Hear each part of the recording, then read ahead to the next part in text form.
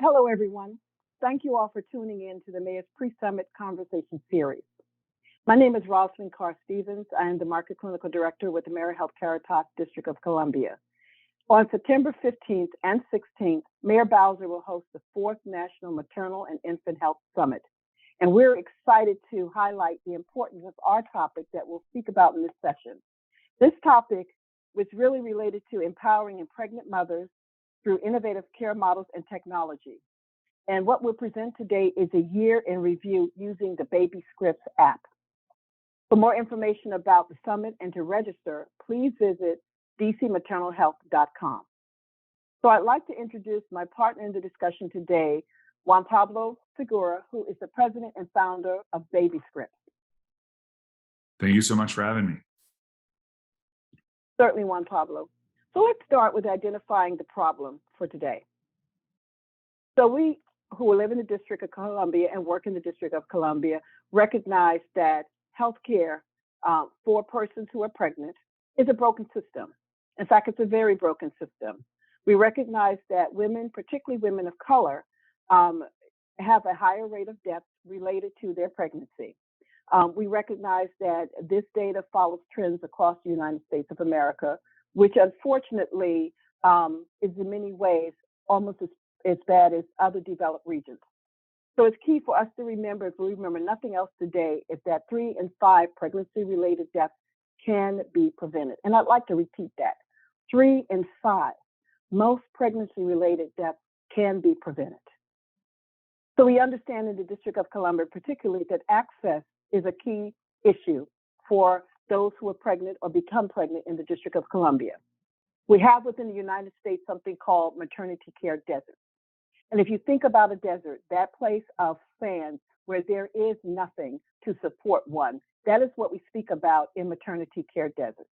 So just looking at the numbers, which I hope will resonate with you, 55% of counties in the United States of America do not have a single certified nurse midwife. 49% of counties in the United States lack a single OBGYN doctor. So women living in those counties do not have access to adequate maternal care. They must travel to get it, or in many cases, it's just not available or attainable for them. So maternity deserts exist all over the U.S.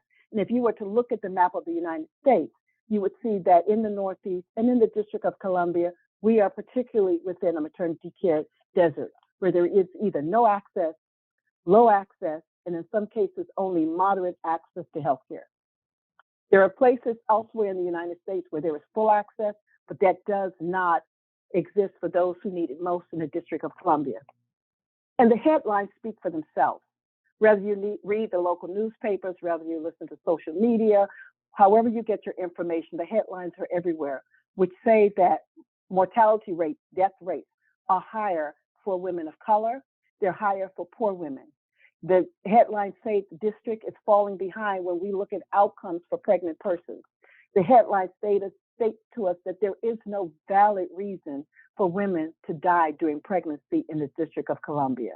And we're all searching for the answer to improve this and to eliminate these statistics. Looking again at some of the data, what do we mean by maternity care desert? I'll probably tell you something that you already know, that if you live in the wards in the Northeast sector of the district or in Southeast, that you do not have a place to deliver your baby in those areas. If you know that there are no hospitals servicing the Northeast, Southeast, Southwest quadrant of the district, specifically in wards 7 and 8. We know that a new hospital has been planned for some time, and in fact, it will be with us, but it's not due here until 2024. And that's very late for families who are bringing babies into the world now, who plan to bring babies into the world in the next several years and months. Our mothers, our families, our pregnant persons need those services, those quality services where they live now.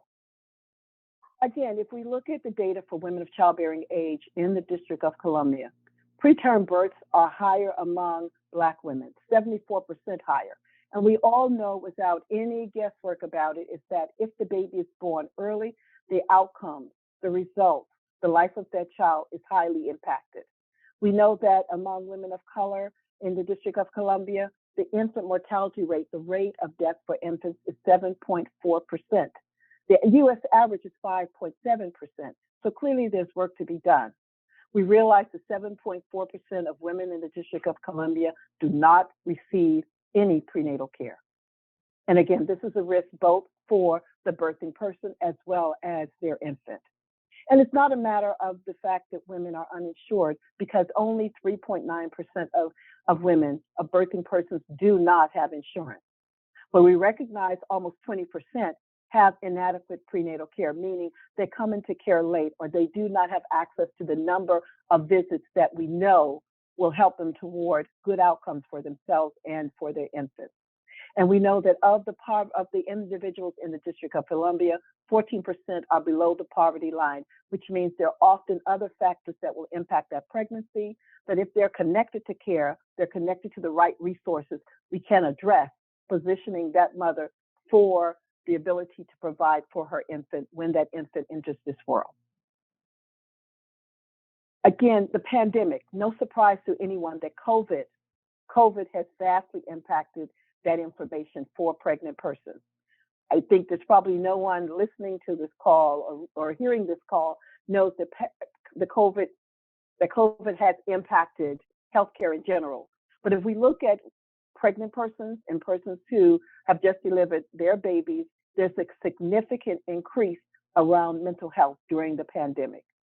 So pre-COVID, the rate of depression in pregnant women was higher. It was 11%. That's really too high. But with the advent of COVID, the presence of COVID, that more than doubled to 29%. And there's no surprise about that. If we look at anxiety was at 4% pre-COVID among pregnant women. And that is why we build in maternal health services, mental health services. But in the presence of COVID, that rate jumped to 35%, meaning 1 in 3 women indicated that they have increased anxiety, which needs to be addressed when they're connected to care and to the right resources. PTSD, in other words, post-traumatic stress disorder, was at 5% pre-COVID. Now, during COVID, again, no surprise, that rate stands at 43%. Nearly half of our pregnant persons indicate that they are suffering with PTSD. This is clearly a call for connecting individuals to all the resources that will help them have a healthy pregnancy. So why did we choose Babyscripts as a partner? AmeriHealth clearly understood the problem in the District of Columbia. There's so many different approaches in the District of Columbia. There's so many apps out there. There's so many programs. There's so many organizations that are focused on assisting pregnant persons and their families. And one of the problems with that is that we're not all approaching in the same direction. We're not all connected, and we're all trying to do what we can to improve outcomes and costs, but in very different ways. So our strategy along with Babyscripts was to engage directly with the providers in the communities that are treating and caring for our pregnant persons in a way that connects the provider, connects the patient, connects the health plan on a common application with the common information moving in a common direction, which is the goal of a healthy pregnancy. So the solution was to partner with some of our larger providers to be able to connect with the majority of our members. So when we looked at our data, we understood that just over 60% of our members access care in one of 2 places, GW, George Washington Medical Faculty Associates, or with MedStar Washington Hospital Center. So we chose to begin this project to make this app available to patients and their providers at those 2 sites. This was the greatest opportunity to bring together the greatest population to make the greatest impact, because we realized that if we can find a workable solution for this population, then we can increase and expand that solution across others in the District of Columbia. Perfect. Well, thank you so much for that background information, Rosalind. And I'm really happy to kind of introduce what we do at Babyscripts and the power behind the program, because as you mentioned, we have kind of two main emphases. The first is to really bring together all the different stakeholders that are trying to impact a pregnancy in a positive way, to work together and better coordinate care. And then the second is to empower pregnant persons with incredible technological experiences to detect risk faster. And so our company, Babyscripts, we've been around for about 6 years, based in Washington, D.C. We live in Washington, D.C. We built the program here and partnered with GW MedStar to really build the experience. And so what we do as a company is we offer a two-pronged or a two-step virtual care experience to pregnant women through their providers. And so the Babyscripts program has two main parts to it. The first is a mobile app experience that's customized by both the patient's provider and their plan, that's given to them at the first appointment that they have with their OBGYN. And then the second part of our program is, depending on the risk of that patient that comes in for prenatal care to a provider that's using Babyscripts like GW or MedStar, they can get put on one or multiple what we call remote patient monitoring experiences that allow us to detect problems in real time in the patient's home. And so we've been incredibly successful deploying these dual phased kind of experiences. We monitor now 250,000 women across the United States in 32 states. We work with 75 different health systems, but again, it all started in DC and with the incredible support of partners like AmeriHealth, GW, and MedStar. So what we ended up doing with AmeriHealth was any pregnant person that was confirmed pregnant at either GW or MedStar would get automatically enrolled into our mobile app experience. And when they were enrolled on the app, they would get content specific to their pregnancy, their risks, but they would also get local resources to help guide them throughout the pregnancy that were customized by both their providers, so either GW or MedStar, and AmeriHealth.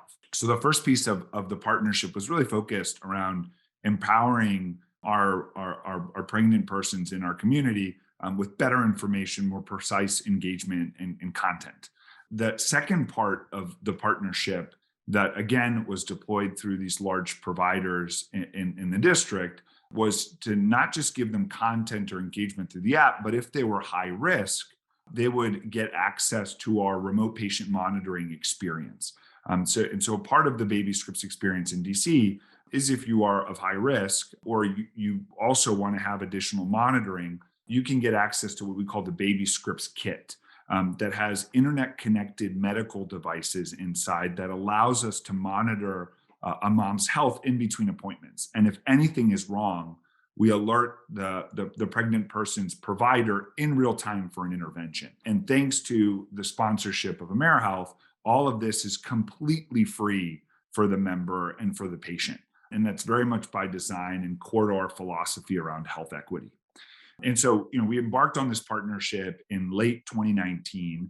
And I have some great data to share with everyone about what we've been able to accomplish over the last year and a half. And so a lot of this data is from 2020. So obviously there's additional data points that we can talk about in a separate conversation. Folks want the full data set in 2019 and in 2021. But looking at a year in review, we were able to identify and onboard almost 800 AmeriHealth DC members through both GW and MedStar on the Babyscripts program. And as you look at, Babyscripts and the power of remote patient monitoring to really directly address this massive access to care gap that exists, we were able to give Babyscripts to moms that really live in areas where there are L&D care deserts. So if you look at the distribution of members and users on Babyscripts, a majority were on the east side of the city, which there are some access challenges. And so this investment that AmeriHealth made was really focused on giving moms who, or pregnant persons that have challenges accessing the healthcare system, more tools to make sure that they're healthy throughout the pregnancy. And so, everyone always asks the question, okay, we gave them tools, but did they use the tools? And so if we look at the actual performance, the engagement, the utilization of the Babyscripts app service, we'll talk about the remote patient monitoring in a little bit, but just in 2020, those almost 800 AmeriHealth members logged more than almost 14,000 app sessions throughout that year. Each member on average used the app at least 43 times during their pregnancy, which is, we kind of look at the pregnancy in a 7-month time period when they're confirmed pregnant by their provider and when they reach term, which is week 36. So in those 7 months, members were logging in, around 43 times throughout the pregnancy. And just to kind of give you an idea of what the app looks like, the app is essentially an Instagram timeline of content and resources. And so every day, every week, the patient/member gets specific resources, content that answers frequently asked questions and guides them on what to do and what not to do throughout the pregnancy. And so every day there's different kinds of content around education, clinical guidelines, inspiration, healthy recipes, exercise routines, videos on what to expect in the birth, lactation consulting. And so again, the whole point and the goal of the Babyscripts experience is to really give moms the information they need when they need it. And so, again, just kind of breaking down the utilization of the app, we saw a massive uptake in the distribution of the service and also the utilization of the service during COVID. There was a lot of content that pregnant persons needed to know about, as the landscape was changing around the medical guidance around COVID-19. So you can see kind of massive rates of utilization of campaigns, sustained engagement. Usually around the holidays, there's some dips and changes, but as we look at kind of the year in review, incredibly powerful. And you can see kind of the average kind of monthly usage rate across the year 2020. So on the low end, it was about 6.5 times members would log into the app on a monthly basis, and on the high end, around 8.5 times a month.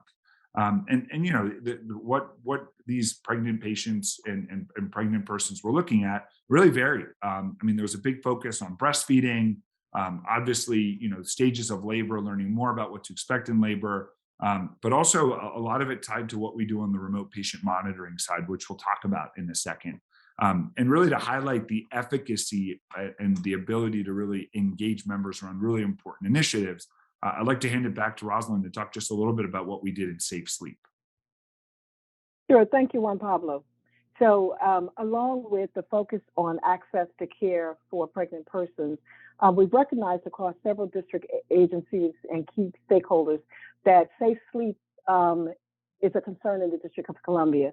We recognize that much of the data is telling us that there are avoidable infant deaths because infants do not have a safe sleeping surface in which to lie.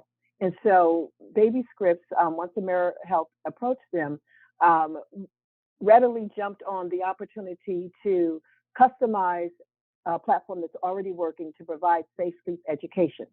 And so that education in the app looks like very easy to understand information about what constitutes a safe surface, what constitutes a safe environment, and how caregivers and parents can make some choices in that area.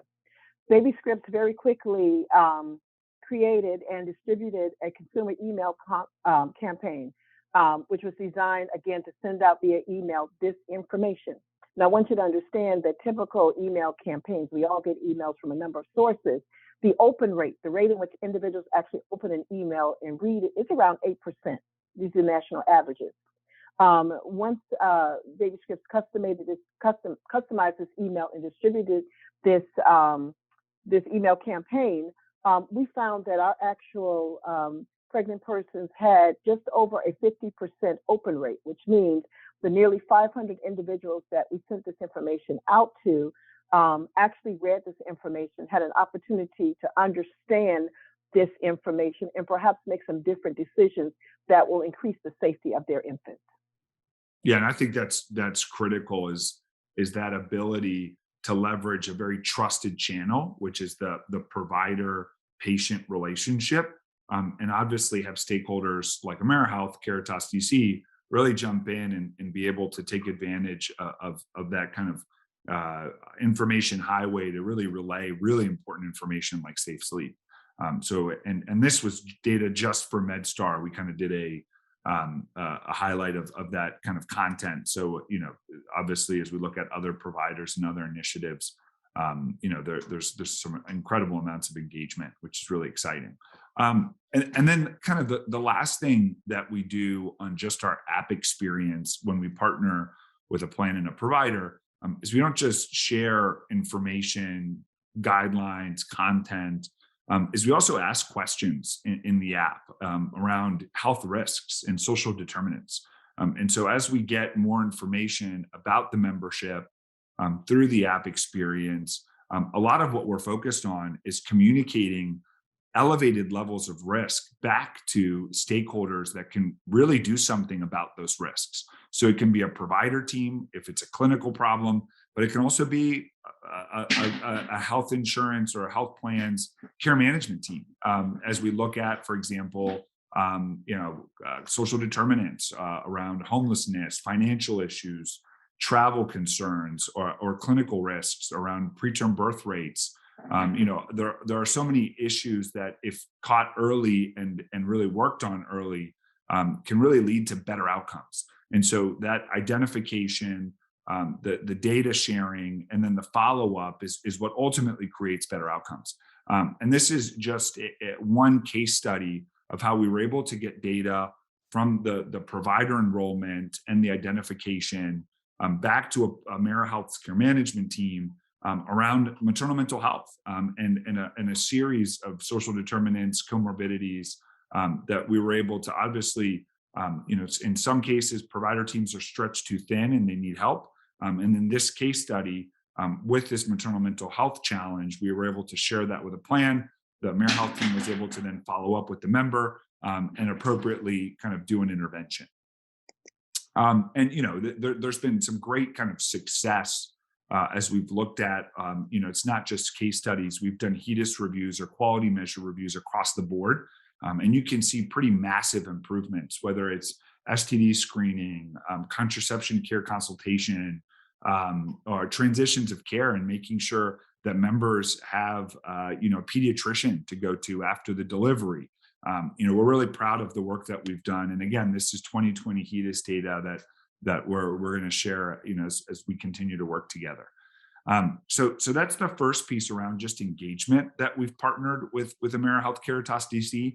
And then the second piece, which kind of matches that second bucket of experience that we make available to patients and users on Babyscripts, is really what we do around remote patient monitoring. And so what ends up happening in an instance where a member is monitored, or a certain part of their health is monitored, is a provider, so a GW or MedStar, at the point of care. So during the doctor's office, we'll give the Babyscripts app, and we'll give the pregnant person one of our multiple modules depending on their risk. So say that member is hypertensive, as the mom or the pregnant person checks out of the appointment, they'll get what's called a Babyscripts kit that has a medical device that has a Bluetooth chip inside. They can pair that with our app, and we can monitor their blood pressure in between appointments. And if anything is wrong, we have a system that looks at whether it's blood pressure, blood sugars for diabetics, maternal mental health challenges, and based off of the system and the filters that we have, we can directly alert that patient's provider in real time so that the provider can intervene within 15 minutes. And just to kind of talk about like why is this important? For example, one of the big issues that pregnant persons face during their pregnancy is preeclampsia. And if you didn't know, almost 16% of maternal mortalities are tied to these blood pressure complications like preeclampsia. And so if you can monitor blood pressure, you can intervene earlier, you can reduce costs, but most importantly is you can save women's lives. And we'll kind of go into the data right now, but we've had dozens of interventions and we've saved dozens of women's lives through this program and platform. So really to kind of wrap up the data and as we talk about the enrollments on our blood pressure monitoring experience on Babyscripts, in 2020 800 members were put on the Babyscripts app, but actually 429 of those members were put on remote patient monitoring blood pressure experience. And of those 429 members, 80 of them, our monitoring system provided an escalation and an intervention that produced a variety of improved outcomes. And so, I'll let Rosalind kind of finish with some case studies that we're really proud of. But, again, this kind of precise care is exactly what we were trying to accomplish with our partnership. Thank you, Juan Pablo. So we can look at the data and understand from the data sort of objectively the difference Babyscripts makes. But when you look at specific case stories, and it sort of brings the message home that it really does make a difference when we have the available technology that Babyscripts affords our patients and their providers. So we took just a random sample of charts with MedStar Health, and we looked at 57 patients at MedStar who were enrolled on the remote patient monitoring tool. And of those 57 individuals, 15 of them had 29 blood pressure trigger events. And again, understand that these are blood pressure trigger events that are not happening while I'm sitting in a doctor's office with a health team surrounding me. So it's very important because of the availability of these tools.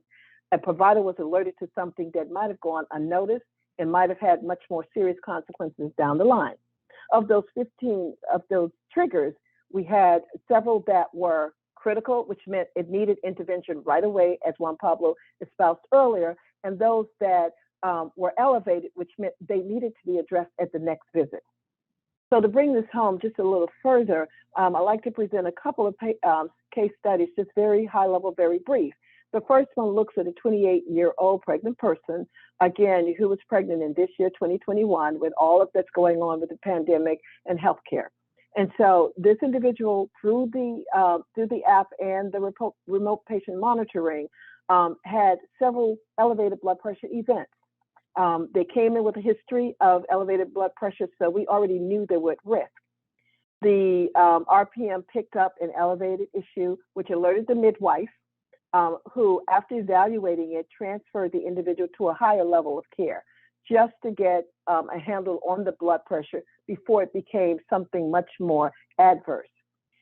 Once that individual was transitioned to an OB provider, the OB provider saw the individual, conferred with the midwife, and then the individual was able to be cared for by the midwife without any undue events, but they continued the monitoring.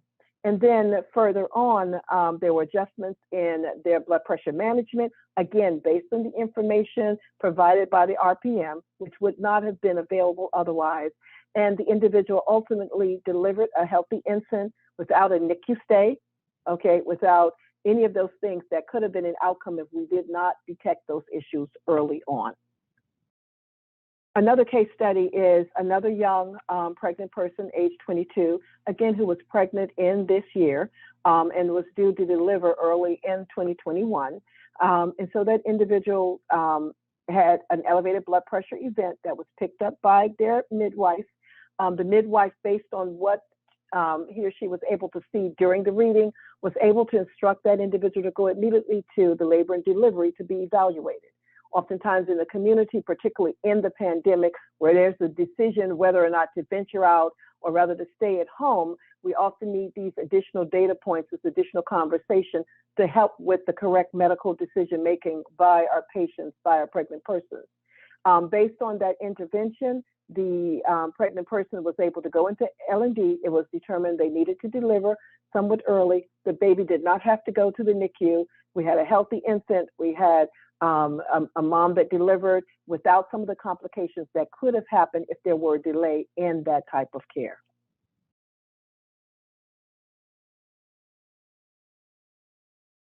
So again, if there are any questions, if you wish to reach out to Babyscripts or AmeriHealth, our Twitter handles are there. You can check either of our websites, www.babyscripts.com, AmeriHealthCaritasDC.com, if you have any other questions or wish to learn more about these programs. Juan Pablo? Yeah, thank you so much. And we're available, whether it's direct message, over email. Would love to kind of answer additional questions as these care models become more and more popular. Our healthcare system continues to transform in a very positive way. So thank you so much.